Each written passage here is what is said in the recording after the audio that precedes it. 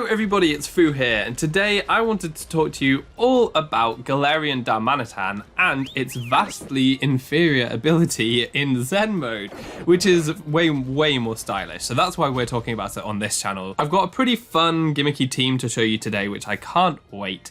But I really think that Zen Mode Darmanitan is very interesting. It's the only ability that allows Galarian Darmanitan to switch up its attacks.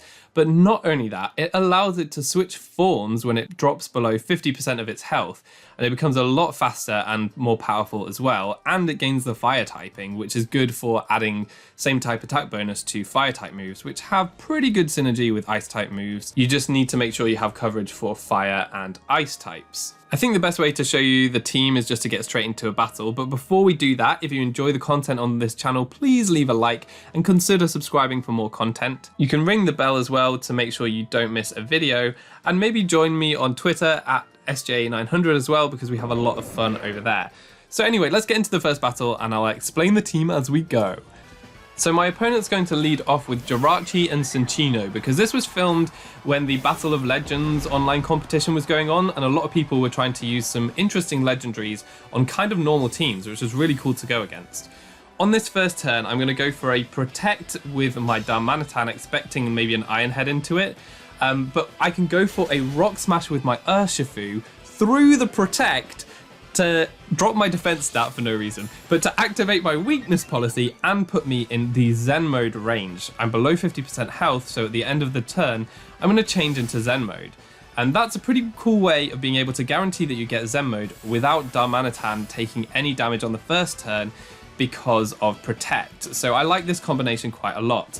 Now you can see at the end of the turn, we turn into Zen mode, and we can then outspeed the Cinccino, which would have been faster the previous turn, because of the speed boost we get in Zen mode.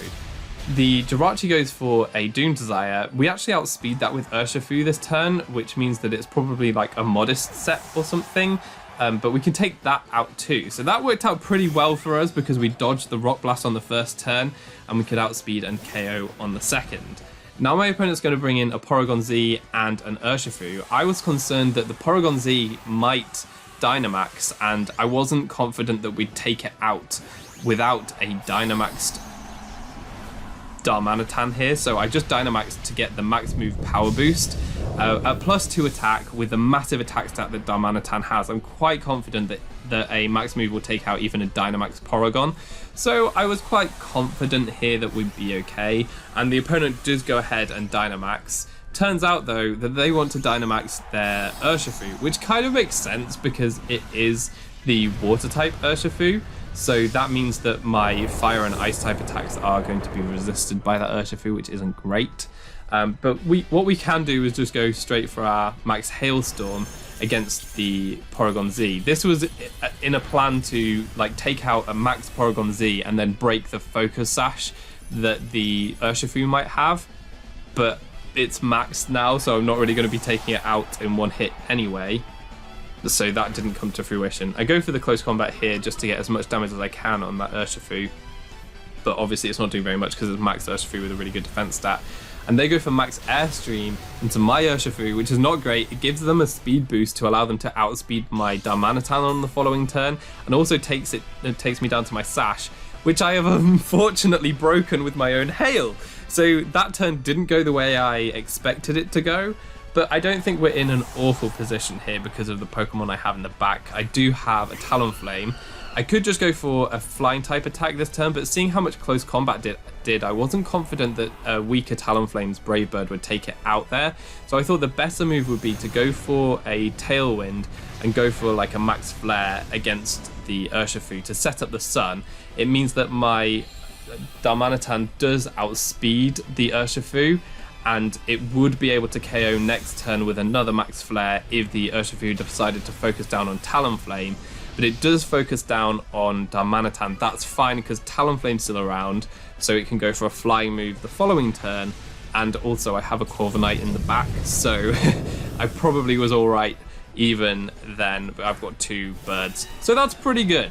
So this first battle, I think, demonstrates the idea behind trying to get that Zen mode off with your Darmanitan in a doubles battle when Darmanitan is quite a frail Pokemon. You can protect that first turn and then go for the fighting type move with Urshifu to get your weakness policy, put you in the Zen mode range, and be completely safe until the end of the turn.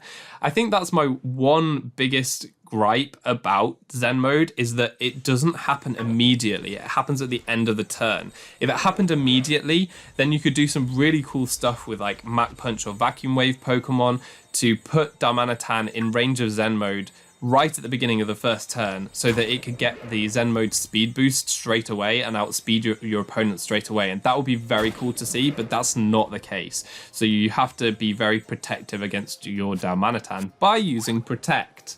So anyway, that's kind of a quick summary of the initial gimmick of the team. I actually put a bit more time into this team though, and I think it's a very strong team. So I think we should dive into another battle just so that I can show you some of the other things that this team can do. So this time my opponent is going to lead off with their Corsola and their Dracovish, both very grayscale, which is, I mean, my team isn't very colourful either though, so that's fair enough. So this turn we're going to go for a similar play to last time. We want to get that damage off. By the way, I'm carrying a Rock Smash just because it does less damage to Darmanitan while allowing my Urshifu to still run max attack, so I have the best damage output against opponents with Wicked Blow and Close Combat, for example. The Dracovish outsped my Urshifu, which means that it's definitely Choice Scarf, and I actually have a Gastrodon on this team, so that's perfectly fine. I can switch into my Gastrodon next turn. I know that they're locked into a Water type move, and Gastrodon will eat that up. Unfortunately, the Corsola burns my Urshifu, so its damage output is severely reduced, but I'm switching it out this turn anyway because I need that Gastrodon in to protect my Fire-type Darmanitan. So Darmanitan's looking very powerful now, +2 attack with that Zen mode. It's going to be doing tons of damage.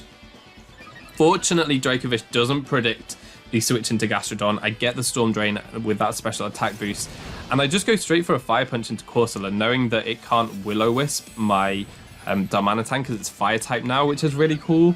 But my Fire Punch just bounces off that Corsola, which is obviously max defense with the Eviolite, such a bulky Pokemon, and now it's got an Iron Defense up, which is not great. So on the following turn, my opponent's kind of forced to switch out their Dracovish, and I use that as an opportunity to go for a Fire Punch and a Scold into the Corsola, hoping that one of them might burn. And I actually get the burn off the Fire Punch, which is very rare. So that's pretty nice that we can get some chip damage going on this Corsola. They do have Strength Sap though, which is annoying because it's going to completely heal that Corsola and drop me to only +1 attack. But the +1 Scold from Gastrodon's doing some nice damage to that Corsola, so that's pretty cool. Now we've seen the Reshiram come in, another crazy legend Pokemon that we're gonna have to face. That's okay though, we can deal with this. We're just gonna Dynamax the Darmanitan. We're still +1, and as I said, you need to be able to hit fire and ice types with this Pokemon, which it can't usually do with its stab moves. But that's why you run Rock Slide. So I can go for the max Rockfall at +1 with a ridiculous attack stat into the Reshiram, which didn't actually Dynamax, which is very good for us. And that actually just takes it out in one hit, which is great, fantastic. It also allows us to set up the Sand, which is pretty good for getting more chip damage on Corsola because it's at +2 defense, so I'm not going to be doing too much with direct attacks from Darmanitan at this stage. So now I can get a bit more damage on the Corsola with my Gastrodon, and I just have to hope that over time, with the damage from Burn and Sand and Gastrodon's attacks, I can do enough damage to Corsola. And we'll see how we go from there. What's interesting to note is that Darmanitan's attacks all are, when they turn into max moves, they're all weather-inducing moves. So we've got max Rockfall, max Hailstorm, and max Flare. So you definitely have weather control if you're trying to go for attacks with Dynamax Darmanitan.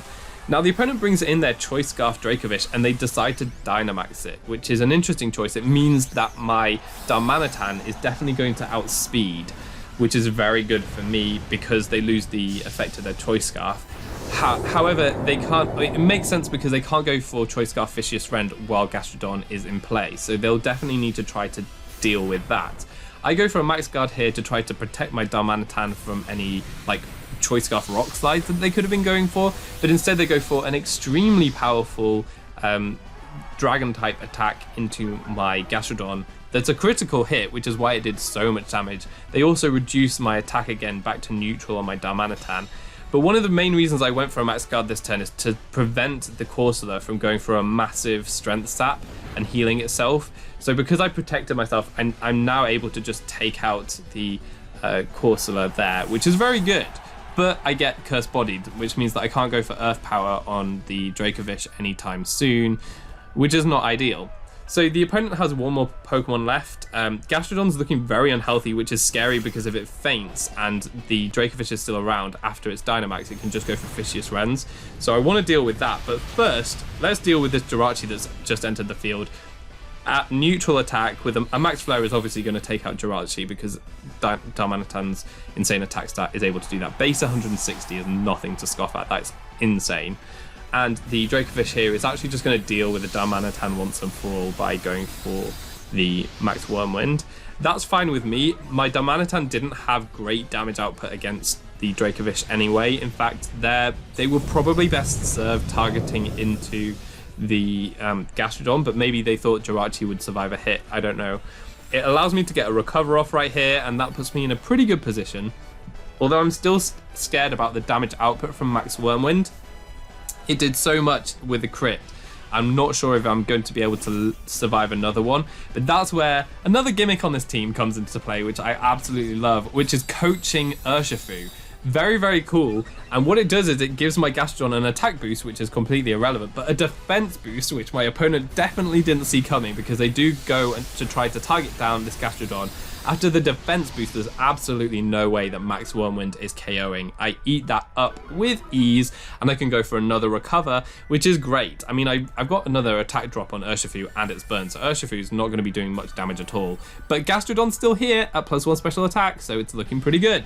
That's fantastic. So yeah, coaching Urshifu is something that I've actually fallen in love with because I'm running Focus Sash Urshifu. You get a really easy coaching on your partner, and you see here that my opponent forfeits because they didn't see that move coming. I think they were maybe a bit angry about that one, but Gastrodon is very good, and I love the synergy with coaching on this team. It allows you to like boost up Darmanitan's attack and defense behind Protect instead of going for the Rock Smash on that turn, which is pretty fun.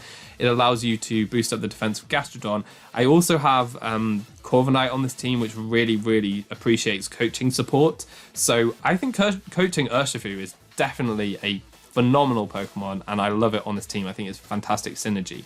So I want to show you another battle focusing on Zen Mode Darmanitan and just a different way that you can play it. I thought that this was a really fun battle. So let's get into that one. This time my opponent is going to lead off with Mewtwo and Indeedee, which is crazy. Psychic Surge and like Expanding Force is kind of terrifying. So yeah, that's not great. But I do have my Urshifu, which does have Wicked Blow. I'm concerned that Indeedee will follow me away any Rock Smash that I try to do. So I think on the first turn, I'm just going to try to go for a Wicked Blow to do as much damage as possible. Indeedee's got the Psychic Seed. That's not really going to affect my Pokemon too much. I don't have many special attackers on this team, so that's fine. And you see here, turn one, the opponent is actually going to Dynamax their Mewtwo, which is very scary, but I'm hoping that this turn plays out the way I foresee that it might. We will see if this is a good turn for us or not. I'm going to go for the Wicked Blow with the Urshifu and the Indeedee. Obviously, I'm going for Protect with my Darmanitan. I want to keep it safe. I just want to try to get the Indeedee with its Follow Me or Ally Switch or whatever it wants to do. I want to get rid of that, and we can do that with the Wicked Blow. Hopefully, we've seen that it's not Focus Sash, so I don't see it surviving this at all. And it does just drop, which is great.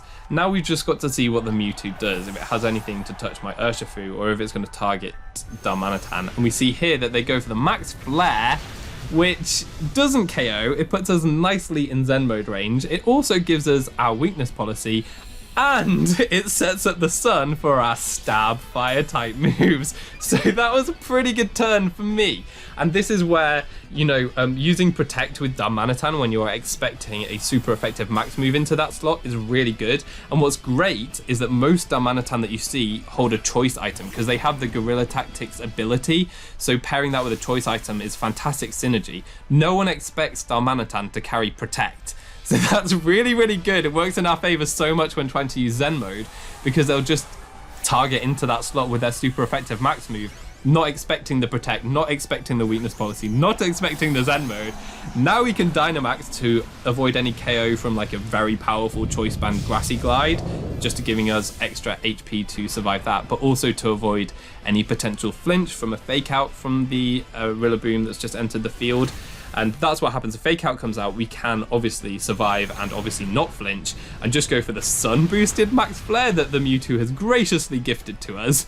And that Mewtwo is going to go down in one hit. So yeah, half health Darmanitan taking out a Mewtwo right there is very fun to see. And to rub salt in the wound at the end of the turn, Urshifu can go for a coaching, which gives my Darmanitan a bit more defense. So obviously Grassy Glide is going to do nothing right now. And it gives me more attack, so I'm now +3 attack with one of the highest attack stats in the game, which is fantastic. Togekiss comes in, could obviously drop to an Ice type move, and the match is forfeited at that stage. So that was just a really fun one that I wanted to show you how Mewtwo fell right into our Darmanitan Zen mode trap. A very, very fun battle. So those are 3 battles showcasing the Zen mode Darmanitan leads that I usually try to use because that's like the fun reason behind the team. But there is another mode, and this is when I say that I think the team has a lot of synergy and really, really fun ways to play it. So this last battle was just so much fun to play, but it's very different to how I play usually with the Zen mode team. So in this battle, my opponent leads with Grimmsnarl and Rillaboom, as I lead with my standard leads of Urshifu and Darmanitan. But I'm not really loving the matchup here. They've got dual Fake Out potentially, and Grimmsnarl has like screens to reduce damage output, it's got Thunder Wave to reduce speed, all of which could really scupper my strategy here. So I don't like the matchup at all. And I do have my Corviknight in the back, which matches up against these 2 Pokemon very well. So what I end up doing is switching in my Corviknight here, as the opponent actually happens to switch in their Incineroar, which isn't as great a matchup for Corviknight, but at least we switched first, which means that we can bounce back their Intimidate onto the Incineroar, which is very helpful. And what happens next, I didn't expect. They've got a bulk up Grimmsnarl, which is really cool. You don't see it very much, but it implies that Grimmsnarl is offensive, which I wasn't expecting. Although I'm not too concerned because my Corviknight's a pretty good matchup. And I can go straight for a coaching into the Darmanitan slot, which is now a Corviknight, with giving it +1 attack and +1 defense, which Corviknight is going to appreciate rather a lot because those are very good stats for it to have boosts in. Now my opponent's going to Dynamax. I wasn't sure if we're going to see a Dynamax Incineroar, which you don't see very much, but that would help with them dealing with Corviknight. But no, they actually Dynamax their boosted Grimmsnarl, which makes a lot of sense. Now, I haven't seen too many of these in play. I haven't had to face too many, which is fine. But I managed to get another coaching off before either of the opposing Pokemon attack. Not only that, I get another bulk up before the opposing Pokemon attack. And now you can see the synergy on the team with coaching and bulk up. I get to +3 attack and defense before the opponent even gets to attack me, which is so great. Now they go for the Max Starfall onto my Urshifu, take me down to my Focus Sash. That's okay. They replace the grassy terrain with misty terrain, which might mean that if they go for G-Max Snooze, it might protect some of my Pokemon if they're grounded, which is okay. And now I can eat a Flare Blitz to the face with Corviknight, which actually does pitiful damage because of the +3 defense and -1 attack. And we're not in an awful position here because Corviknight is so boosted on turn 2. It's got so many boosts that early in the game. So Rillaboom comes back in, presumably to reset the Incineroar's attack drop, or maybe to reset the terrain because the Grimmsnarl wants to try to put things to sleep. But I'm going to Dynamax my Corviknight here with a very good name. I hope you appreciate that. From one of my favourite games. And we can see a huge Corviknight coming into play here, so that's very fun. It's going to have a bit of a squawk in the air, and we're going to start doing some damage right now. But not before my Urshifu gives it another coaching boost, so that we're now +4 attack and +4 defense, which is beautiful to see. And we can go for a Max Steel Spike, of course, which is going to give us another defense boost. So we're almost at max defense, which is so fun. And this is just where coaching Urshifu is just shining so much. I very, very much enjoy pairing that up with the Corviknight. The opponent's going to go for a max snooze, which does no damage to Corviknight here. They might have been better trying to take out the Urshifu a little bit earlier, but that's fine. Obviously, their main intention was to try to put the Corviknight to sleep because it's getting a bit out of hand here. So they go for the max guard, presumably just making sure that their Grimmsnarl survives until the following turn when Corviknight is going to be asleep. And they go for a Grassy Glide to take out Urshifu, but I am going to go for a max Airstream into the Rillaboom, just knowing what I have in the back, taking that out would definitely be more beneficial. So I get a speed boost now on top of my +4 attack and +5 defense. We're looking very, very good here. We know that the Incineroar really doesn't have the power to take me out after the Mirror Armor Intimidate. And I do have the Lumberry, so even the snooze isn't going to save them. Now I can bring in my Darmanitan to see what damage it might be able to do towards the end of the battle. Unfortunately, it seems as though they brought an Eternatus to this battle, so we're going to have to try to deal with that somehow. It's going to be a very powerful attacker, but I still have a Dynamax turn with my Corviknight. That +1 Sucker Punch did so much damage to Darmanitan. That was very scary. Fortunately, Corviknight can survive a Flamethrower. I'm going for an Ice Punch into Eternatus, which doesn't quite take it out. And we can go for another Airstream into the Grimmsnarl to ensure that my Pokemon are faster than the Eternatus, so that's pretty nice. Now the Darmanitan's at +1 speed, Eileen the Crow is at +2, and we take out the Grimmsnarl. Now all my opponent has is the Incineroar in the back, and I still have my Corviknight on the field, so they're going to get Mirror Armor Intimidate back at them. But we do actually manage to activate our Zen mode in this battle despite not rock smashing ourselves, which is very fun. We don't get the weakness policy, unfortunately, so we're going to be at -1 attack after the Intimidate. But that's okay, because we just want to see that melty face that Zen Mode Darmanitan wears all the time, so that's pretty fun. And so yeah, we've got quite a lot of momentum in this match. We can go for a Rock Slide here. I went for that to do as much damage as possible to Incineroar, because it's my best attack to hit it. I do actually get a crit on Eternatus to take that out, but I was going for an attack into Eternatus with Corviknight anyway, so that was going down regardless. You can see I go for the Iron Head. If I had been targeting the Incineroar, I really would have gone for Brave Bird and ended this a turn earlier. I just wasn't sure the Rock Slide would connect with Eternatus, and if I don't take that down, it's going to deal a lot of damage. So I can just finish this off with another Zen Mode Darmanitan Rock Slide, now a single target into the Incineroar to take that out. So that is going to be all the battles that I want to show you for this video. If you want to use a team, I've included the team code here. I think it's a really fun team. I don't think it's necessarily the best team in the world, but I do think that I've got a lot of success with it. I think that the different modes work very well. Coaching Urshifu is really, really fun to use. And Zen Mode Darmanitan is hilarious. No one sees it coming. A lot of people will activate your weakness policy through Protect, which is really, really good. Just a very fun team to use, so check it out if you're interested.